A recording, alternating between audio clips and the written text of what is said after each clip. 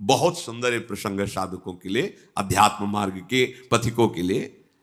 अगर वो ठीक से चलेगा तो जैसे आकाशवाणी होती है ऐसे उसके हृदय में वाणी प्रकट हो जाएगी। आकाशवाणी जैसे नहीं हुई, भीम जी जा रहे थे, आगे मत जाना, युधिष्ठिर जी जा रहे, आगे मत जाना, आगे सिद्ध और देवताओं का प्रवेश है, कोई अपराध बन जाएगा।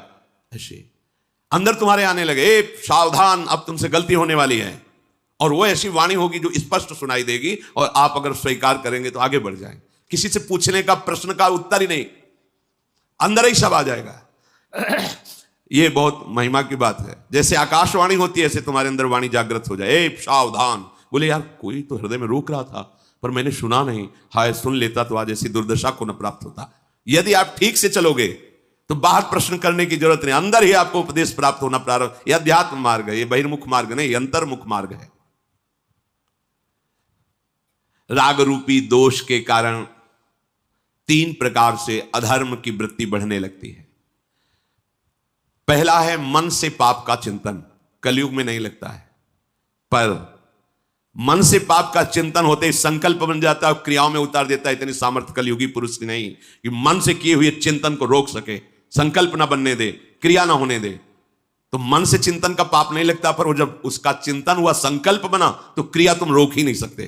पहला है मन का चिंतन, दूसरा है वाणी का पाप, तीसरा है क्रिया का पाप। अगर इन तीनों से अच्छी तरह से अपने को बचा लिया जाए तो कभी हृदय में क्लेश बाहर से पहुंच ही नहीं सकता। बाहर क्लेशमय परिस्थिति है पर आप आनंदित हैं। अगर आपका हृदय क्लेशित है तो इन 3 में से कहीं एक भी होगा, तभी वो प्रवेश किया। या तो वाणी के द्वारा पाप हो रहा है, या आपके शरीर के आचरण के द्वारा पाप हो रहा है, या आपके मन के संकल्प पाप में बन रहे हैं। प्रवेश का अवसर मिल जाएगा, नहीं क्लेश हो ही नहीं सकता। जिस हृदय में नाम चल रहा है, निष्पाप है, उसका हृदय जल कैसे सकता है, क्लेशित कैसे हो सकता है? वहां तो आग लगती है भगवत मिलन की, विषय की चाह कहां। जो ऐसे नीच स्वभाव वाले पाप परायण मनुष्यों से मित्रता स्थापित कर लेता है, समझ रहे, मन से पाप का चिंतन, शरीर से पाप की क्रियाएं, वाणी से पाप की बातें बोलना, ऐसे लोगों को जो मित्र बना लेता है उसको उसी लोक की प्राप्ति होती, वही दुर्गति होती जो उसकी होती है। मित्र भी बहुत होश से बनाना चाहिए। जाके प्रिय न राम वैदेही तजिए ताहि कोटि बैरी सम यद्यपि परम स्नेही। मुझे पापाचरण में लगा रहे हो अपनी मित्रता की दुहाई देकर, ऐसा मित्र हो ही नहीं सकता। मित्र तो वो होता है जो कुपथ निवार सुपंथ चलावा, गंदे मार्ग से हटा के अच्छे मार्ग में चलाए, उसे मित्र कहते। वो तो शत्रु है, अपने को मित्र घोषित करके हमारा पतन कराना चाहता है। जो मनुष्य पापात्मा होता है उसे धर्म की प्राप्ति नहीं होती, अर्थात उसे सुख की प्राप्ति नहीं होती, अर्थात उसे बार बार विपत्तियां, दुख और पराजय ही मिलती है। बार बार प्रश्न होता है कि प्रयास करने पर मैं सफल क्यों नहीं हो पाता? क्योंकि कोई टांग खींच रहा है तुम्हारी, ऊपर चढ़ने नहीं दे रहा। कौन है वो? तुम्हारा किया हुआ पाप कर्म तुम्हें आगे नहीं बढ़ने दे। ये तो आप अच्छे से समझ लो, खूब हृदय के अनुभव की बात करते हैं। जहां गलती होगी तो तुम शरणागत हो, तुम्हें आगे जन्म में नहीं भुगतना है, अभी भुगतना है। क्योंकि कैसे भी हो तो श्री जी के ना, आप देख लेना, अगर गलती करोगे तो इसी, अब आगे के लिए तो नहीं, क्योंकि बहुत कृपा है, वो तो विश्वास करो। शरणागत हो, जैसे भी हो, मेरी महारानी जो नेक हो न रिस्कहूं भूली हूं न हो सकी, स्वभाव है। पर मेरे प्रीतम का जो विधान है तुरंत भोगना होगा, तुरंत। ये जो पापाचारियों को तुरंत भोगना नहीं होता ना, क्योंकि इनको बहुत भोगना है। शरणागत को तुरंत उसका दंड मिलेगा, 2, 4, 6 दिन में, 10 दिन में देख लेना। अगर थोड़ी भी गलती हुई है तो आपको झुकना पड़ेगा, आपको जलना पड़ेगा, आपको रोना पड़ेगा, आपको कष्ट भोगना पड़ेगा तुरंत, क्योंकि वो ब्याज सहित आगे नहीं मिलना है। तुम शरणागत हो, तुरंत हिसाब होगा। पर जो पापाचारी जन होते हैं, वो जब पापाचरण करते हैं तो उनको तुरंत पुण्य लगा दिया जाता है उनके साथ।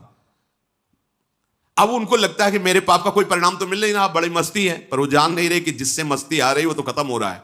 अब जो हमने नई फसल बोई, पुराना जो पाप है जब मिलेगा तो मस्ती की क्या बात, श्वास लेने लायक नहीं रह जाओगे। बहुत सावधान। उपासक को चाहिए कि जिन सुखों को तुम भोगों में ढूंढ रहे हो वो वहां नहीं है, वो तुम्हारे अंदर है। सुख राशि तुम्हारा स्वरूप है, आनंद सिंधु भगवान तुम्हारे हृदय में बैठे, तभी विश्राम मिलेगा। मान लो, अगर ये बात तुम्हारी अभी समझ में नहीं आ रही तो मान के चलोगे तो समझ में आ जाएगी। सबके भीतर महासुख है, बाहर नहीं है। हम सब बाहर ढूंढ रहे हैं, आज तक कोई सुखी नहीं हुआ। लौटो, अंदर लौटो।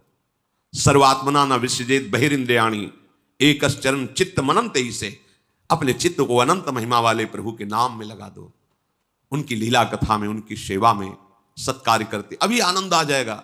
अभी आनंद की पहचान ही आप नहीं जानते। तुम्हारी बुद्धि पवित्र हो जाएगी, तुम सूक्ष्म हो जाओगे, तुम्हारे सामने तत्व होगा, यह सृष्टि नहीं होगी, तभी तुम महात्मा कह जाओगे। महात्मा उसी के आगे लगता है सर्व रूपों में अपने प्रभु का साक्षात्कार कर लेता है। वासुदेवा स्वरमिति स महात्मा सुदुर्लभा, वो दुर्लभ महात्मा है जो सब जगह अपने प्रभु का दर्शन करता है। चित्तस्य ही प्रसादेन हंति कर्म शुभाशुभम प्रसन्नात्मात्मनि स्थित्वा सुख मानन मश्नुते। जब तुम्हारा चित्त प्रसन्न हो जाएगा, सबसे बड़ी उपलब्धि हुई। चित्तस्य ही प्रसादेन, आनंद से लबालब हो रहा है चित्त। क्यों? क्योंकि आनंद का चिंतन हो रहा है। आनंद कौन है? प्रभु। मुरारी पादार्पित चित्त वृत्ति, एक एक वृत्ति से प्रभु का चिंतन कर रहा है, सब सेवाएं कार्य करते हुए। प्रसादेन, एकदम आनंद, प्रसन्नता। अगर चित्त ही प्रसन्न नहीं है तो समस्त शुभ कर्मों का फल जो सुख आया है लौकिक, वो जलाता रहेगा, तुम्हें सुख नहीं भोगने को मिलेगा। बहुत समझिए, चित्त प्रसन्न है तो आपके पास कुछ ना होते हुए भी आप बादशाह हैं, और चित्त जल रहा है तो सब कुछ होते हुए भी आप अभागी हैं। क्योंकि जो सुख चाहिए वो तो है नहीं, सब है, पर चित्त प्रसन्न नहीं है। चित्त कभी भोगों के संग्रह से या भोगने से प्रसन्न नहीं होता, हर्षित होता है, और हर्षित का परिणाम शोकित होता है। प्रसन्नता होती, ब्रह्मभूता प्रसन्नात्मा न शोचति न कांक्षति, जिसे तत्व का ज्ञान या भगवत साक्षात्कार हो जाता है। अखंड आनंद, परम प्रसन्नता। मान लो तो आनंद का अभी आप सोच भी नहीं सकते किसे आनंद कहते हैं। जिसका अंतःकरण हर समय प्रसन्न रहता है वो अक्षय महासुख को प्राप्त होता है। जैसे किसी को अच्छा अच्छा भोजन पवा दिया जाए खूब, यहां तक, इसके बाद उसको खूब भोजन रखा जाए, ऐसी तृप्ति हो जाती है। ब्रह्मादिक के भोग सब विषम लागता है। अब उदाहरण उस आनंद का तो कोई है नहीं जोड़, तो कह रहे कि जैसे कोई खूब गले तक छक जाए, इसके बाद उसको कहो कि आधा लीटर खीर और पी लीजिए, थोड़ा गुलाब जामुन।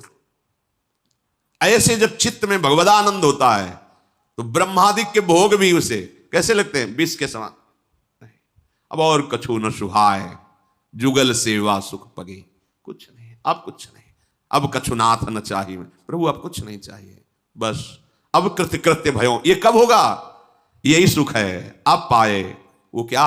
चित्त का प्रभु के चिंतन में लगे रहना।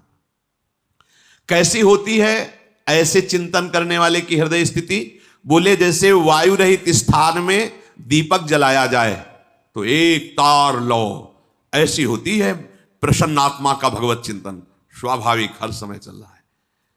ये न सोचे कि भावदेह की प्राप्ति हो जाएगी तो सब क्रियाएं बंद हो जाएंगी, फिर हमारा गृहस्थी का कार्य कैसे होगा? ऐसा नहीं है। आप देखो, हित सजनी के अवतार है महाप्रभु हरिवंश चंद्र जो अवतार है ना। गृहस्थी में जब तो 3 पुत्र 1 कन्या, पूरा सब भागवतिक उपदेश, भागवतिक व्यवहार। वहीं बंचंद महाप्रभु, कृष्णचंद महाप्रभु, गोपी नाथ महाप्रभु, ये तो महाप्रभु के पुत्र। साप देवी एक बालिका भी थी, और हित सजनी के अवतार है, तो उनको भाव प्राप्त करना है क्या? अच्छा, यहां जब वृंदावन नित्य सेवा श्री जी की प्रातः से शयन तक सेवा में कोई त्रुटि नहीं। आए हुए जनों को अब उपदेश भक्ति को कहो, जैसी विधि जाके चित रहो, लहो जो मनवांछित सफल। जैसी जैसी भक्ति सबके हृदय में सब हो रहा है ना। और है कौन? वहां भाव थोड़ी प्राप्त कर, वो तो आए ही है भाव दान करने। तो ऐसा नहीं कि इस भाव को प्राप्त हुआ वो बोल नहीं पाएगा, वो चल नहीं पाएगा, वो क्रियाएं नहीं, ऐसा नहीं। ये अलौकिक सामर्थ्य होती है। दुर्वासा जी की स्थिति से भी बड़ी स्थिति अम्बरीश जी की है। कैसे प्रमाणित करो? तो दुर्वासा जी ने कृत्या पैदा करी, अम्बरीश जी एक कदम पीछे नहीं हटे, सुदर्शन खेद लिया तो त्रिभुवन में भागते घूमे दुर्वासा जी। स्थिति यहीं से देख लो। कृत्या भयंकर ज्वालामयी अम्बरीश जी को नष्ट करने के लिए दुर्वासा ने प्रकट की और दौड़ी दुर्वासा जी की प्रेरित होकर अम्बरीश जी की तरफ। ऐसे हाथ थे, दुर्वासा की प्रणाम मुद्रा, एक कदम पीछे नहीं हटे। स्थिति देखो। और जो ही सुदर्शन चक्र ने कृत्या को नष्ट किया और दुर्वासा जी को दूर से ताप, तो पूरे त्रिभुवन में भागते गए, भागना पड़ा, खड़े नहीं रहे।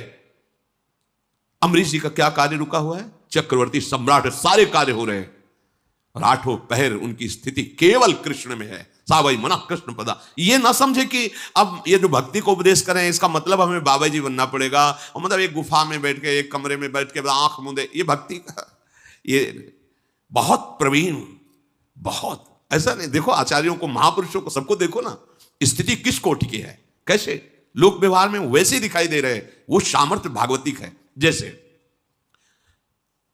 कोई बहुत कठोर हो सकता है तो फिर कोमल कैसे हो सकता है? एक ही बात तो होगी ना।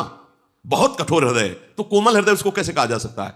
लेकिन प्रभु को कहा गया वज्रादपि कठोराणी और कुसुमादपि कोमलानी।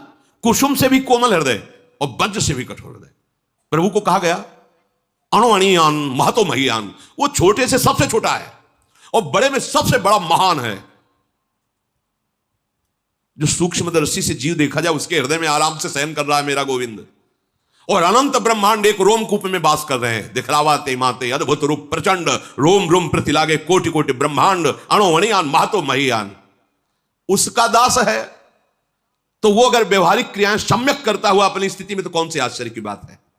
क्योंकि सर्वाश्चर्य में प्रभु की आराधना है। ये ना सोचे कि हम गृहस्थी में अगर हमको ऐसी कोई, एक ने पूछा था जब भगवत प्राप्ति हो जाएगी तो सोने को मिलेगा कि नहीं? सोने को मिलेगा नहीं, हमें तो डर लगता है भगवत प्राप्ति वाली बात सुन के कि मतलब पता नहीं क्या होता होगा। जैसे सोने में आनंद आता है, खाने पीने, ये सब चलेगा कि नहीं? मतलब भगवत प्राप्ति की स्थिति को समझ कैसे बताए? अब ये बताने लायक बात ही नहीं कि मतलब उसको शब्द ही नहीं, उसको कैसे शब्द में, मुंह का स्वादनवत एक अद्भुत परमानंदमय स्थिति में, सब कुछ करने में। भाई जी के जीवन चरित्र में आया, प्रकाशित भी है, उसमें लिखा भी। जब भाई जी की पत्नी ने भाई जी की महिमा और सुनी, देखी सब, तो उन्होंने कहा आप तो भगवत प्राप्त हो गए, आप तो भगवत स्वरूप हो गए। मेरा क्या, मेरा गृहस्थ धर्म तो ऐसे ही रह गया ना। मुझे एक संतान चाहिए थी। तो भाई जी ने इसे सर पे हाथ रखा, कहा तू क्यों चिंता करती है, तेरे लिए हनुमान प्रसाद ही है। और इसके बाद सावित्री नाम की कन्या प्रकट हुई। जिन भगवान से अनंत ब्रह्मांडों का सृजन होता है, उनके दास के संकल्प से एक कन्या प्रकट हो जाना कोई बड़ी बात है? भोग इच्छा नहीं है, लेकिन उनमें इतनी सामर्थ्य है। विषयांग ग्रहण तो मुंचन, तो ऐसी वो स्थिति है। अब उसको तो इसलिए हम खोल के बता रहे हैं कि ये लगेगा ये बाबा जियों को स्थिति प्राप्त हो, गृहस्थ हम तो हमारा तो सब घर चौपट हो जाएगा ना। माताएं बहनें गृहस्थ सब परेशान हो जाएंगी कि ऐसी स्थिति, मतलब जैसे कोई कहने लगते ना कि इनकी तो बड़ी ऊंची स्थिति है, अभी तो कुछ काम ही नहीं करते, बस कहते हो ऐसा। देखो हम आपको प्रार्थना करते हैं कि ऐसा कोई नाटक मत करो जिससे भक्ति को आप दोषी ठहराएं, कि जिसके हृदय में भक्ति आ जाती है वो किसी कार्य लायक नहीं रह जाता। ऐसा मत कीजिए, नाटक मत कीजिए। हम आपको प्रार्थना करते हैं, आप लोग घंटा 2 घंटा 4 घंटा भक्ति करते होगे, संत जंत जीवन इसी में चला जाता है, और फिर आपके बीच में बैठ करके बेहोश तो नहीं हो जाते हैं? आप ऐसा तो नहीं है कि कोई भी कार्य ऐसा हो रहा है क्या, या किसी भी बड़े महापुरुष, बड़े बड़े संत हमारे भारत में हुए कि ऐसी भाई कोई नहीं? एक ज्ञान विज्ञान की अखंड धारा जागृत होती है, आनंद की अद्भुत धारा, उस धारा में डूबे हुए बिल्कुल व्यवहार वैसे। किसी भी महापुरुष के चरित्र पढ़ के देखो। ये कभी भावना मत कर लेना कि ये ऊंची स्थिति, भागवती स्थिति का मतलब है कि मनुष्य बेकार हो गया। बेकार नहीं होगा, परम प्रवीण हो गया। तुमसे अपना घर नहीं संभलता, और जब राष्ट्र का विशेष पद उसे मिलता है तो उतनी सामर्थ्य भगवान दे देते हैं, लाखों करोड़ों को संभालता है। समझो ना, तुमसे अपना घर नहीं संभलता, अपने घर का निर्णय ठीक नहीं कर पाते, वो पूरे विश्व में अपने देश की रक्षा कर रहा है और अपने देश को संभाल रहा है। सामर्थ्य किसने दी? जरा सी सामर्थ्य भगवान की उदय हुई तो राजा पूरी प्रजा की रक्षा करता है, पूरी प्रजा का पोषण करता है। सोचो उस सामर्थ्य को जिसने प्राप्त कर लिया, सर्व सामर्थ्यशाली प्रभु को, उसके द्वारा कहीं ऐसा होगा? वो एक परमानंद की स्थिति में रहता हुआ भी सम्यक रूप से सब व्यवहार करता है। कितने ऐसे महान गृहस्थ हुए हैं जिनके सामने भगवान खेलते हैं, नरसिंह मेहता जी आदि बड़े बड़े महापुरुष। क्या ऐसा हुआ कि वो पागल हो गए, वो बावरे हो गए, वो ये जो जैसे कभी कभी एक दो आप लोगों ने बताया कि वो जब से सत्संग सुना कुछ दिन पहले से, अब उनकी स्थिति तो ऐसी कि घर का कोई कामकाज नहीं तो सब परेशान है। भैया हम हाथ जोड़ के कहते हैं ऐसी कोई स्थिति नहीं होती, ऐसी स्थिति नाटक की होती है, ऐसा मत कीजिए। क्योंकि बड़े बड़े संतों के दर्शन किए हैं, वो अपनी सम्यक दिनचर्या रहती है, ऊंची स्थिति है, सम्यक दिनचर्या रहती। ऐसा नहीं होता कि घर वाले परेशान हैं कि पता नहीं कौन सा मतलब जादू चढ़ गया, ऐसा नहीं होता। या फिर एक दो जैसे कभी वो झटके और ये झटके मटके कुछ नहीं होते हैं, ये भगवत आनंद है। ये मतलब है ना, वो मूर्छित हो, राधा मूर्छित हो ऐसे ऐसे, अब वो पानी डाल रहे हैं, कोई चरण रज लगा रहा है, कोई चरण छू रहा है, ऐसा नहीं होता है। हाँ ऐसा होता है, वो एक अलौकिक स्थिति है। सच्चे मार्ग से चलो, स्थिति प्राप्त हो जाएगी। वो ऐसा मत करो जिससे तुम्हारा जो सौभाग्य उदय हुआ है वो नाटक में फंसकर नष्ट हो जाए। सही मार्ग का अवलंबन लो। जो अपने साधन भजन पवित्र आचरण का क्रोध दिलाने वालों से प्रेरित होकर क्रोध करके उनका अपमान करता है, अपने क्रोध को प्रकट कर देता है, तो यह प्रमाद उसकी भजन वृत्ति को रोक देता है। बहुत ध्यान से, इसीलिए पूज्यपाद उड़िया बाबा ने कहा कि भजनानंदी महात्मा को क्रोध से बचना चाहिए। 1 महीने के किए हुए भजन को एक बार का क्रोध प्रभाव रोक देगा। अब बाबा तो सिद्ध महापुरुष थे, उन्होंने जो अनुभव किया वो बोला, पर शास्त्र भी कहता है कि यदि आपको कोई क्रोध दिला रहा है, दिलाएंगे मतलब ऐसे हमारा कोई मतलब नहीं है, तो वो जानबूझ करके आपको रोकेंगे, छेड़ेंगे, आपको परेशान करेंगे, ऐसा षड्यंत्र रचेंगे कि आपको गुस्सा आवे। जैसे एक अभी पीछे सुनाया था ना, शिष्य ने कहा गुरुमंत्र ले, तो तुम्हें क्रोध दिखाई देता है, तो गुरुजी ने ही प्रेरणा की, झाड़ू मार देना, आपकी टोकरी डाल देना, ऊपर पूरी डाल देना। तो हमारे गुरु भगवान है, वही प्रेरित करते हैं, जाओ पीछे से बोल, बड़ा पाखंडी नीच है, देख ड्रामाबाज जा रहा है, वैसे दृष्टि जाएगी। ड्रामेबाज कहा है, पाखंडी कहा है, अच्छा तो फिर हम तुम्हें दिखाएंगे कि हमारा अब आ गया।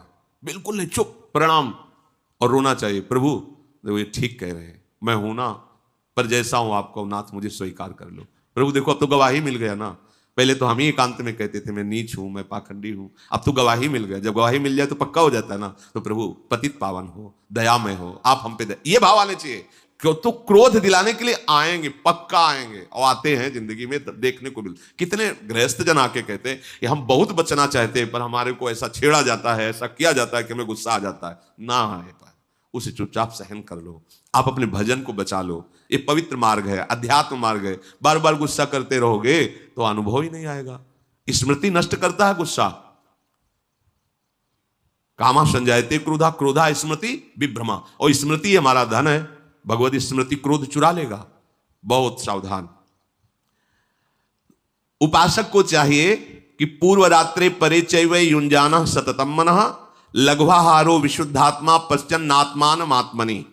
यदि तुम्हें इसी जन्म में भगवत प्राप्ति करनी है तो लघ्वाहारो लिखा है, थोड़ा भोजन पर सुधार कीजिए, हल्का भोजन कीजिए, मतलब जितना आपके, अब जितने में आप कितना उतना नहीं है, मतलब प्राण पोषण हो जाए, आपकी दिनचर्या चल जाए।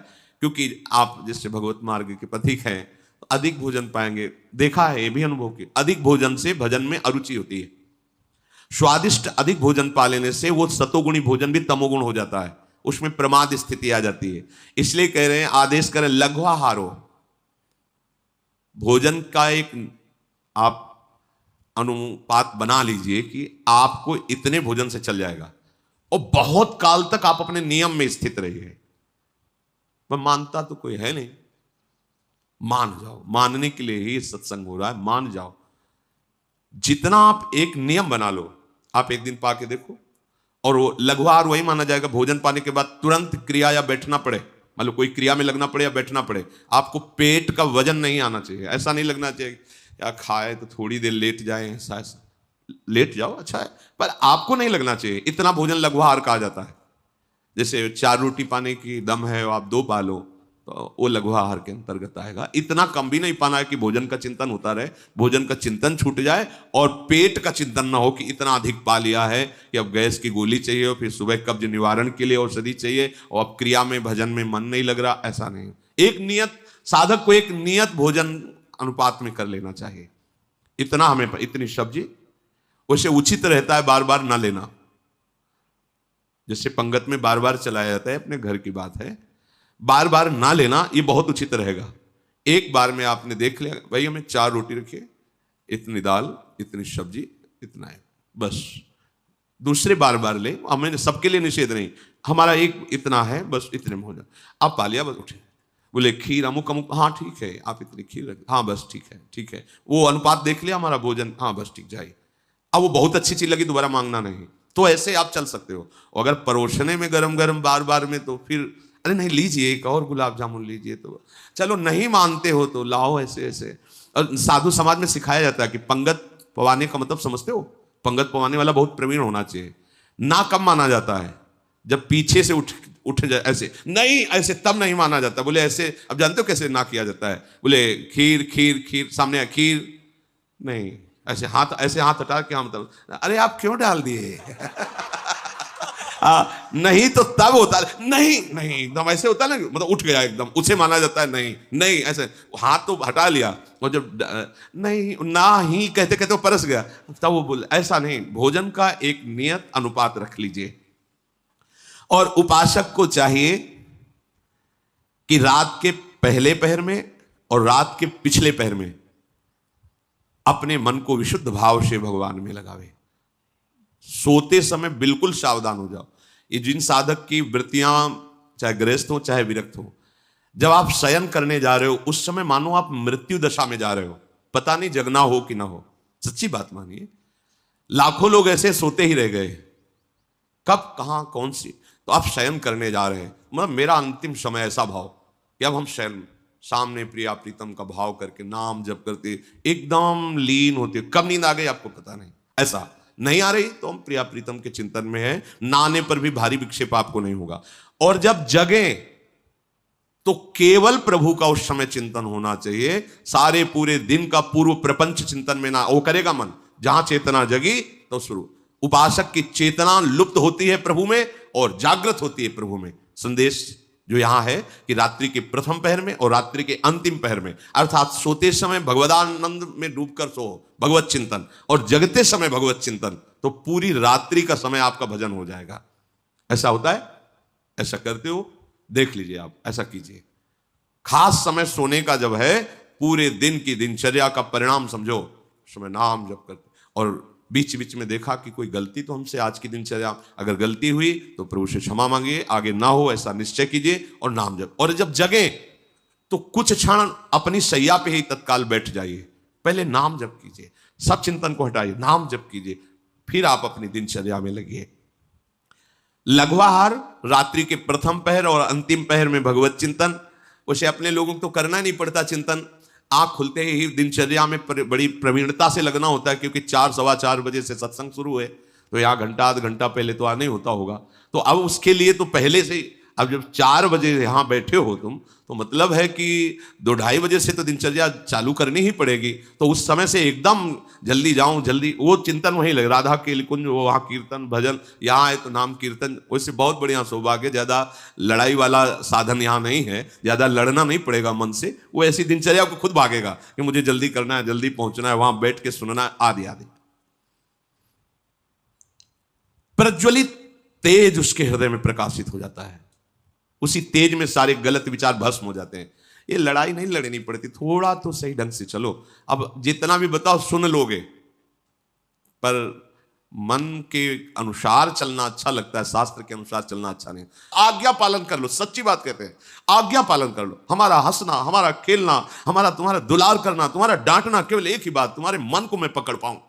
मन को पकड़ लिया ना, वो ऐसे पकड़ में नहीं होता, ये ऐसा भूत है, अभी यहाँ कल वहां वहां वहां, ऐसे इसका स्थान ही समझ में नहीं आता है, और वो तुम्हारे सहयोग से समझ में आएगा। तो जैसे ज्यादा इससे बैर भी नहीं किया जा सकता, क्योंकि हमें इसी से भगवत प्राप्ति करनी। बात ये भी समझो, इसी से हमें भगवत प्राप्ति करनी।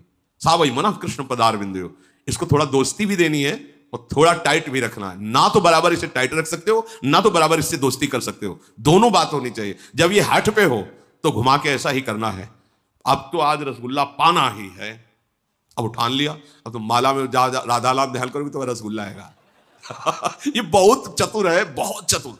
अब बार बार हृदय में जलन होगी ऐसा, तो हमें लगता है कि अगर पैसा हो तो ले आओ रसगुल्ला, श्री जी को भोग लगाओ, उसे पवा दो। देखो भाई तुमने कहा था रसगुल्ला, अब हमारी बात मानो, 11 माला बैठ के करो राधा राधा राधा राधा राधा। अब अगर चंचलचा की तो ठीक नहीं है, तुम्हारी बात हमने, उचित धर्म की बात हो। ये पूज्य मथुरा दास जी महाराज के श्रीमुख से सुना, बड़े सिद्ध संत थे, तो उन्होंने कहा कभी कभी, लेकिन अधर्मयुक्त नहीं।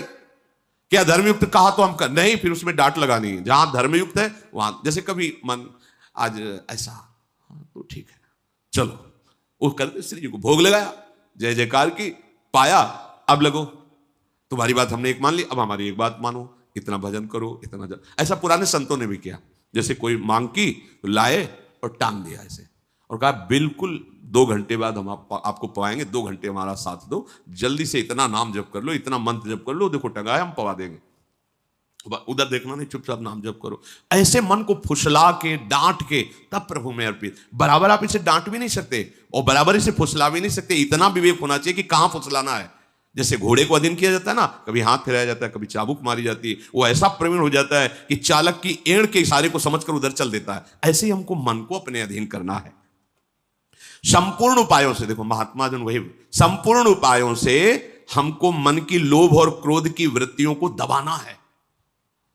अगर आप दबा ले गए तो इससे बड़ा कोई तप नहीं है, और यही तप भवसागर से उतारने का सेतु का काम करता है। भव समुद्र से क्या, अपने मन की लोभ क्रोध आदि वृत्तियों को दबाना, उनको दबाना सीखो। आप दब जाते हैं उनसे, आप इनको दबाना सीखो। थोड़ा सा आप अपने स्वरूप में आइए, आप अपार सामर्थ्य रखते हैं। सच्ची बात, नारायण को अधीन कर सकते हैं। ये तो सब छोटी मोटी बात, नारायण को होए अधीन संग ही संग डोले, भक्तन पाछे यो फिरे जो बछड़ा संग गाय। समझो आप में इतनी सामर्थ्य है कि आप अपने प्रेम बंधन की डोरी में प्रभु को बांध सकते हैं, पर आप अपनी सामर्थ्य को भूलकर इंद्रिय और विषय में इतना लीन हो गए कि आप रोने लगते हैं, निराश हो जाते हैं, अब हम जी नहीं सकते, अब हमें भोग चाहिए, हमें बहुत कमजोर हो गए। ये सत्संग आपको इसीलिए श्री जी सुनवा रहे हैं, आप बलवान बने, आप भगवत अंश हैं। अपनी इंद्रियों को निर्विषय करते हुए सच्चिदानंद प्रभु की प्राप्ति इस जन्म में करनी ही करनी है। इसमें कोई भी दो राह मत रखो, आप जो होगा सो होगा। अब इस जन्म में प्रभु से मिलना है, एक बार ठान लो प्रभु से मिलना है, सब ठीक हो जाएगा। और जब आप ठान लोगे तो दूरी नहीं रहती। ये मार्ग ऐसा है, ये जैसे कोई छड़ी इतनी बड़ी नहीं दिखाई देती, खोलो तो लंबी निकलती चली जाती, फिर उसे कर दो छोटी हो। ये देहाभिमानियों के लिए बहुत लंबा मार्ग है, जन्म जन्म, और शरणागतों के लिए बिल्कुल छोटी छड़ी की तरह समिट जाता है। ऐसे प्रभु मिल जाते, इन्हीं नैनन सब सुख देखे। बहुत दूर है, बहुत कठिन है भगवत प्राप्ति। किसको? मुझे। लेकिन आपको तो आपके अजात पक्षायु मातरम खगा शरण में हो जाओ और पुकारो राधा राधा, मंगल हो जाएगा। शेष चर्चा की श्री राधा वल्लभ लाल।